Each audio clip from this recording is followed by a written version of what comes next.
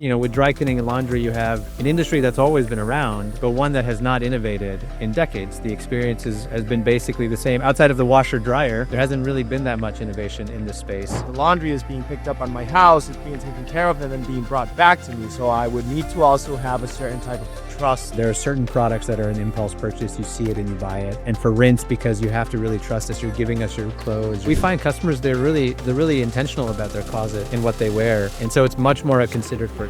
And so a lot of the pieces of the puzzle, as we've been building rinse, have been in service of building trust. You're setting a benchmark in what a good customer experience is and what an excellent service means. I think a lot of that, it is related to creating a category, building awareness, educating customers that this sort of thing exists. But the idea of you can do it this way, where it's kind of the combination of technology and innovation and customer-centric design, the craft of high-quality cleaning, they can press a button and have this happen. And so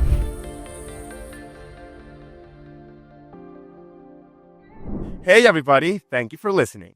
My name is Andres Figueira, and I'm going to be your host for the day.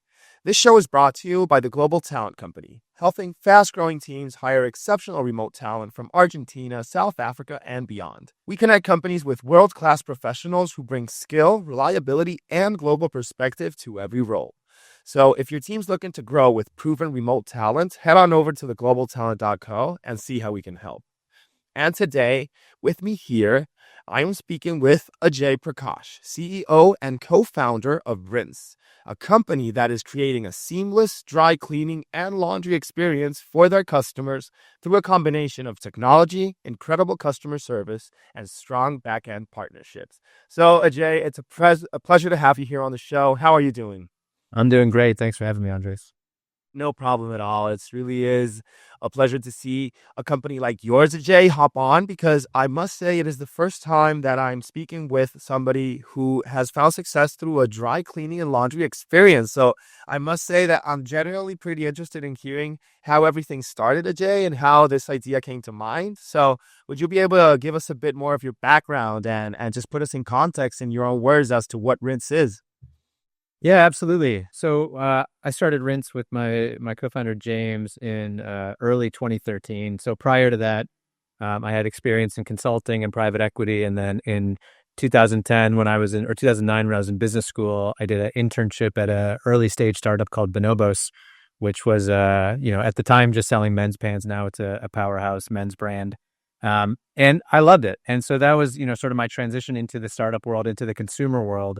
And I left business school as the first hire of a consumer startup, the COO and the CFO, really enjoyed that experience. And when I transitioned out in 2012, I think the one thing I knew was that I wanted to be in startups. I love the feeling of building, and I knew I wanted to be the one building it and actually starting it. And so I started on a journey of trying to understand where there was an intersection of, where am I excited? Where am I an expert? Where is there a market opportunity? And I went on this exploration that led me to determine that my expertise, because my background was all being a generalist, helping various industries, my expertise was much more about being an individual who was always working long hours and never had enough time and really needed to be intentional about how I optimized my life.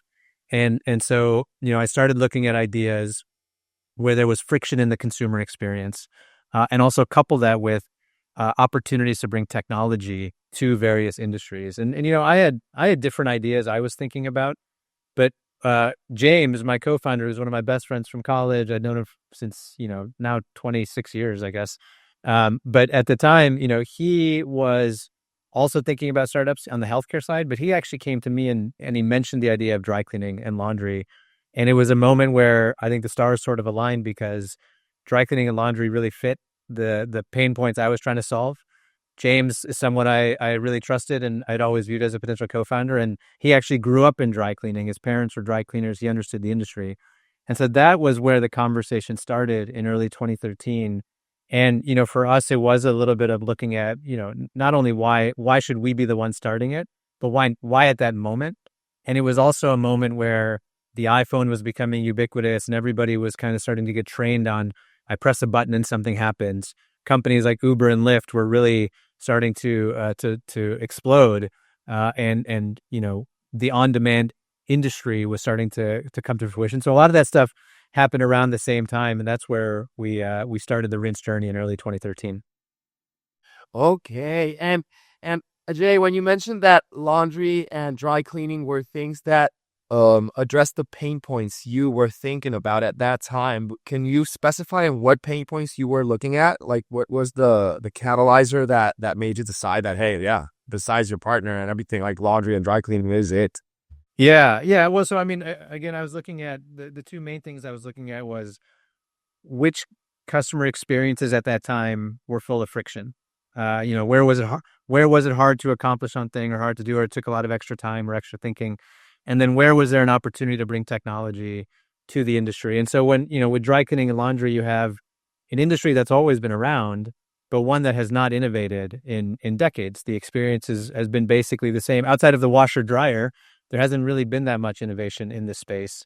And if you think about the pain points, one thing that I knew as a customer of the services, and the beauty of it is we're all customers of the services to a certain extent. But what I knew was that when you look at it, and this got reaffirmed with everyone we talked to, there wasn't one silver bullet to solve this pain point. It was like when you look at the experience of dry cleaning or you look at the experience of laundry, there's all these little pain points along the way. And so we always refer to it as death by a thousand cuts. It wasn't just go do that one thing and this will be a 10x experience. It was like, actually, you got to do a lot of things really well and kind of create this seamless experience from start to finish. And so that's where I got excited because there was clearly friction that we could remove. Then AJ, in terms of marketing this new service and marketing rinse, how have you gone about it? What channels are you using and what is working best for you right at the moment?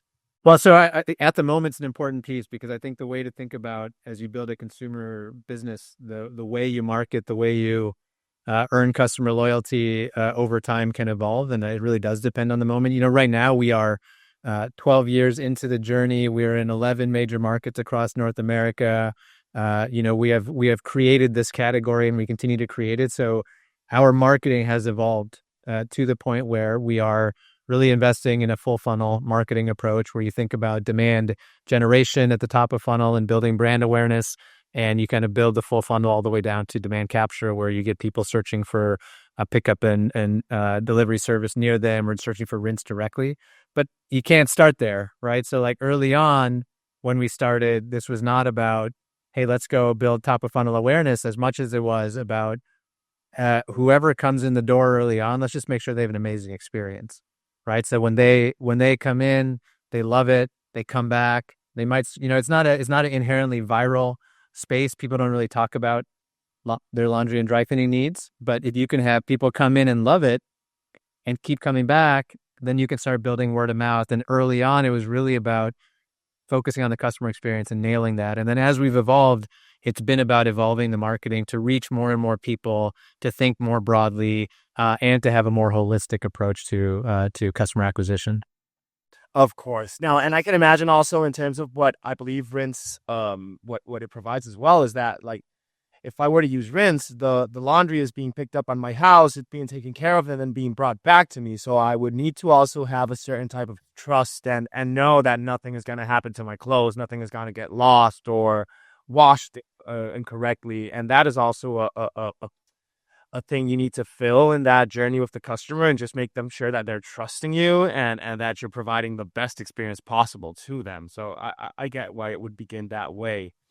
And in terms of campaigns that you can use as an example, Jay, that you feel have worked very well for you guys, that you say like, hey, we got a bunch of conversions and a lot of people started using it after we did this. Do you have something that you could use as an example for that? Yeah, well, first, before I do that, just to build on the trust piece, I think that is a really important part of our service. What we learned early on was that there are certain products that are an impulse purchase. You see it and you buy it. And for rinse, because you have to really trust us. You're giving us your clothes. You're giving us, clothes not only that you've invested in, but you care deeply about. And, we find customers, they're really intentional about their closet and what they wear. And so it's much more a considered purchase. And so a lot of the pieces of the puzzle, as we've been building rinse, the brand, the company, the business over time, have been in service of building trust. And so it starts with an amazing product experience. And it's not just one time where you have a great experience, but you have to build the emotional bank account over time. You have to be consistent and reliable. And every time we show up, we have to nail it. And you do that through amazing quality, through, great design can lead to trust, right? Great communication can lead to trust. Our valets who show up at the door are all W-2 employees, and they're professional and they're friendly, and that leads to trust. And so, every piece of the customer experience reinforces that trust. And that's been really, really important in the journey. In terms of specific campaigns, I can't point to one because I think they all kind of build on each other, right? There is this element of Okay. there hasn't really been a spiky, hey, we did this one campaign and all of a sudden everything worked. It's all about, uh, uh, compounding building of trust, right? Every ad you see, every time you hear about Rinse, every time you engage with us, you should feel more and more trust in the brand and the company. And I think, where we are as we've evolved, again, this goes back to at the moment, wherever the company is at the moment, the way you might approach acquisition is different. It depends on where you are from a size standpoint, depends on how many customers you need to acquire to see the growth you're looking for, depends how much money you have, right? You can't always just invest in a lot of marketing and go top of funnel and be on TV or billboards. But I think where Rinse has evolved is we started off really just focused on product, execute the customer experience, start building that trust. We evolved to being, very channel specific. Hey, we have a certain amount of capital to test different channels. And, if you look at most companies, there's this power law around customer acquisition where one or two channels drive most of it. And so, you want to kind of find what that is. And for us, from a capital standpoint, from the fact that this is a new category and, there's real capital involved to build awareness. Our best channel has been through AdWords and SEM, where there's high intent traffic, SEO as well. People who are already looking for it. That's historically where we've been. But then as we've had more capital and the ability to test more, we started with the channel specific approach because we couldn't afford to do more. And I think we've graduated or evolved to more of a, being able to take an integrated marketing approach, which I think is really important for a service like ours, where we're creating the category, we're building the brand, we're trying to build trust and do it all at the same time. So there's not one campaign. It's always a continuous evolution. And I love that you're pointing that out, and that has been a journey that you guys have had specifically, because I have talked to other companies that it was, yes, like this one channel and this campaign was what caused a lot of change. But I think it also leads back to what you were telling me and the fact that laundry and dry cleaning, it isn't I'm laughing out loud at this term nowadays because I've heard it a lot, and people are talking about how sexy a company can be in terms of what they provide and how they look to the customer. And laundry is something that is so routinary and so mundane that people don't think much about it.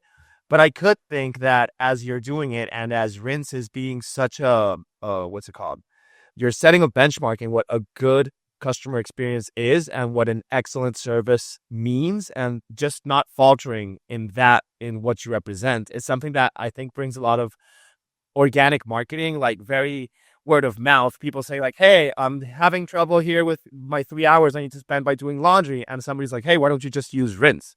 And it's like obvious to them because it's just something implicit that it works, it's trustworthy, and that it's seamless. So I think it's also pretty cool that you are still able to grow, and just by remaining steady and constant with what you guys do. Yeah, when I think a lot of that, it is related to creating a category, building awareness, educating customers that this sort of thing exists. And I think, that laundry and dry cleaning has certainly been around forever. Everyone does laundry. Most people do dry cleaning. But the idea of, you can do it this way, where it's kind of the combination of technology and innovation and customer centric design with, the craft of high quality cleaning on the back end. It is new, and there's still people who don't know they can press a button and have this happen. And so that consistent education is super important. And that's where, as we do a great job with our existing customers, certainly one piece of that puzzle is their, brand loyalty and their espousing the brand to others as we grow. And then, the hope is, as we continue to grow and scale, at some point the brand takes hold and everybody knows what rinse is, and it becomes a default. Of course, I'm going to use them. I'm listening to you speak, and in terms of now that I properly understand what rinse is, and I feel like it can turn into an Uber in the sense that people could just say like, "Hey, you got your laundry. Why don't you just rinse it?" Or why don't you make sure that you rinse your laundry? And it's just Exactly. something it becomes natural and ingrained in their mind because it represents this new automated process of doing laundry. Because honestly, here in Argentina, since I live in Buenos Aires, if I have to walk 5 blocks with 2 bags of laundry one more time to the dry cleaners, I think I'm going to lose it. And I'm Yeah. listening to the proposal that Rinse has. And I'm like, if this existed here, it would be amazing because I would use it so much. Oh my goodness. Yeah. I mean, it's a universal pain point. Exactly. It's something that everybody needs to do. So I feel like you really hit the jackpot in terms of understanding some place that was actually this solution was needed. So I think that's really cool, Ajay. Really, really cool. And okay, using AI, Ajay, which is a very trending topic nowadays. I understand that Ritz is a very I feel it's like a very physical company, like you need to get the clothes, you need to clean them. Are you guys leveraging AI in any way in your processes that you have within the company, be it backend or be it even like an AI bot assistant that is talking to people? Not just sure, just wondering what you guys are doing with that. Yeah, no, absolutely. Well, I mean, I think just even stepping back to, when we started Rinse, we knew that the barriers to entry in this space were going to be pretty low. Anybody can kind of go do someone's laundry, but it's the barriers to scale that are really high. And a core part of building Rinse has been the technology backbone and our ability to leverage technology to scale challenging problems. So, as an example, before any of OpenAI and all these other things have come out, we had developed automated route creation as a way to make sure that we're optimizing our routes, and that's one example of many. But the way we think about AI is AI is not a solve for everything. AI is a tool to enhance productivity, and so we want to use AI to enhance productivity wherever we can. And so certainly we're using it in the back end. Our engineering team uses AI to help accelerate development work. We are using AI on the customer care side. That's a great example, a great place where you can use AI to help with agentic workflows around conversation, easy to handle type requests from customers. And it's great because if you can get to a point where it's not only a consistent response, but it's a fast response, because speed and quality are the two most important things on customer care.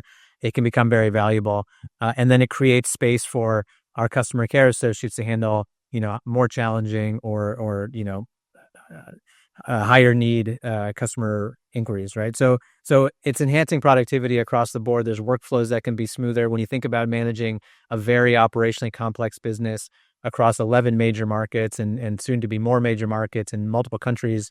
There are a lot of workflows that if you build that manually will break. And so AI certainly can help enhance productivity. So it's something we're thinking about. I mean, I think you have to be thinking about it, no matter what type of company you are. We're a laundry company, so AI is not going to do the laundry, but you have to be thinking about it in terms of being able to build the systems and processes to be able to scale. And for us, as a category creator, as someone trying to build a dominant, brand and a household name, AI is going to be a core tool to help us get there.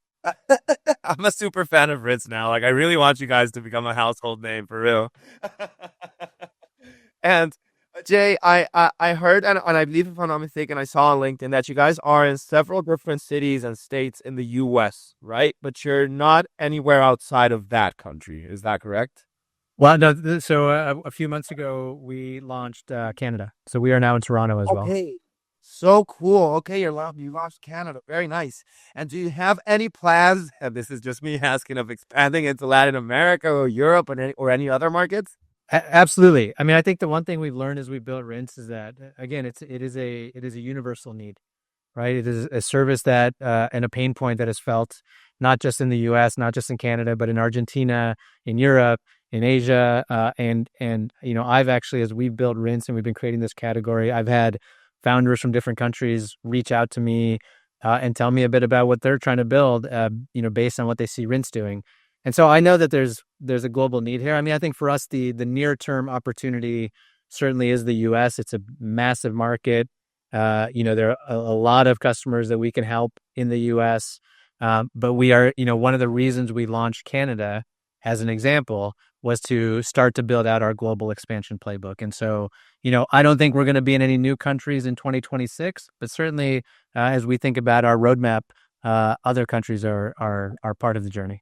No, and I love that you're using Canada as like the test drive for global expansion because it's a market that I believe could be pretty similar to the one you find in the States. And Ajay, in terms of the team that you have backing you up with all of this project, like I feel like it's a very big endeavor and this cannot be handled by just one man alone. And you have your partner, but how many people compose Rinse and how big is the workforce that you have helping you out? Yeah, I mean, this is certainly a team effort. We're north of 100 employees across our markets, not including our valets, and we have several hundred valets across the markets as well. And again, they're all W-2 employees. But I mean, I think the team is really important, and we've been very intentional about how we built this team. Not only do I have my co-founder James, who's our COO, and our other co-founder Sam, who's our CTO. We've all been working together since 2013. And so you can imagine 12 years plus together, the amount of institutional knowledge we have and the ability to collaborate. But when you look at our top 10 senior leaders, we actually have over 70 years of rinse experience among that team because there's so much retention and people have stuck around a long time. And as we scaled, we're building out the team. We just hired a CMO this year, Jennifer, who's been excellent, and she's really helping take us to the next level. And we're going to continue to build the team, but it is absolutely a team effort. I think, again, as I said, the barriers to scale are what's really harder, and you have to be able to manage significant operational complexity while you are creating a category and building a brand and building trust with all of these customers and helping them change behavior from something they've already had to do and finding a better way. I mean, this is not an easy problem to solve. It takes a lot of work, and it takes a lot of everyone has to sort of kind of be aligned and row in the same direction. But our team has been incredible, and I'm confident we have the best team in the industry, and I love that we've been able to stick together for as long as we have because it really gives us a huge advantage when it comes to the continued evolution and pushing forward. Now, and having such a tight knit group really helps out with creating culture for the company, and it really helps with whoever is a newcomer that comes in. You can totally like catch the vibe of how everybody acts, how you report, and how you work and responsibilize yourself. So I think that is really, really, really nice. And in terms of the way that you guys work, would Rinse be a remote first company, or do you have the team segregated into different headquarters around the states or something like that? Yeah, so the way I would describe it is we're a distributed company, and I think the it's a little bit complex because one, we are in 11 major markets around North America, and so we have and we have a physical operation. So we know we have to have people on the ground in every market where we are picking up the clothes, we're getting the clothes cleaned with our partners, we're delivering them back. So there's a need for on the ground in the warehouse employment and a team there. We also have, people who don't need to be in a warehouse. And so, if anyone's watching on video, you can see in my background, I'm at home, and these are my kids. This is my kids' art behind me. But like we have people who are working from home, and so it is a distributed workforce in the sense that we have to be excellent at navigating across multiple regions anyway. And so we're able to have people work from all over. But culture is critical, right? So how do there are complexities when you manage a culture that has a combination of people who are working from home and people working from the warehouse. We have other challenges of, we have people who've been around for years since pre-COVID and understand the journey we've been on, others who we've been hiring over the last year or two who don't have all that context. And so I actually spend a lot of my time as we're building Rinse focused on the culture, making sure that we're bringing the right people on the bus, making sure that, they are aligned with our core values and they have the context of how we got here and we're all, aligned on where we're going. And I think that's in my job, I think the two most important things are making sure we have cash and then taking care of the culture. So that's where I spend a lot of my time. What do you believe is Rince's priority for 2026, or the top three things you would love to accomplish with Rince in this next following year? Yeah, I mean, 2026 is all about continuing our journey as a category creator, and really, I think we have market leadership. We've pulled ahead of everyone, and I think we're really focused on pulling away as we up level on the brand side, on the product side, on the customer experience side, and really just invest in scaling the business. I think it's really about scaling the core business. all the opportunities around things like global expansion, all that, we'll get there. But in 2026, it's really about taking risks to the next level. And Ajay, I know we're almost about to hit time for the episode, but I did want to give you, before I finalize, the opportunity to let anybody in the audience know who's listening to us, if they're located in the States or maybe even in Canada, how they can go about finding out if Rinse is active in their city or in their state, or how they could go and learn more from you guys to see if they can use your services. How would a consumer go about doing that? Yeah, I mean, you can go to the website at rinse.com. You can download the mobile app. It's very simple. It's very complicated on the back end, but from a customer experience standpoint, we've made it very seamless where you sign up, you schedule, and I mean, literally, it is one touch scheduling where you press a button and then we'll show up and take care of everything else. So check out rinse.com or go to the mobile app or get the mobile app at the Apple Store, App Store, or Google Play. So everybody in the audience, you heard it here first. Just make sure to check out the Google app, the App Store, and then download Rinse, or go to the website, and just one-click scheduling that is very seamless, so very easy, and no need to have any further pain points, which is what Ajay has been so so adamant in solving, and I just love that. But without further ado, Ajay, thank you so much, man, for hopping on this episode with us. It really has been amazing learning everything that you're doing with Rinse, and I'm very excited to see how you guys keep on evolving in the future. Awesome. Thanks for having me. Appreciate it. No problem at all. No problem at all. And to everybody in the audience, thank you so much once more for being and hearing this episode with us. If you are interested in everything we are talking about, make sure to come back and tune in so that you can see the further personalities that we're going to be talking to and all the different industries that we cater to.